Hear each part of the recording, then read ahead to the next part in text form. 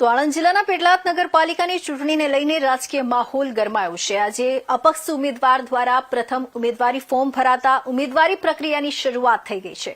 પેટલાદ નગરપાલિકાની ચૂંટણીના પડઘમ વચ્ચે આજે વોર્ડ નંબર 4 માંથી રિફાકત પઠાણે અપક્ષ ઉમેદવાર તરીકે પોતાનું ઉમેદવારી પત્ર પ્રાંત અધિકારીને સુપરત કર્યું હતું। આ પ્રસંગે ઉમેદવારના સમર્થકો મોટી સંખ્યામાં હાજર રહ્યા હતા અને ઉત્સાહનો માહોલ જોવા મળ્યો હતો।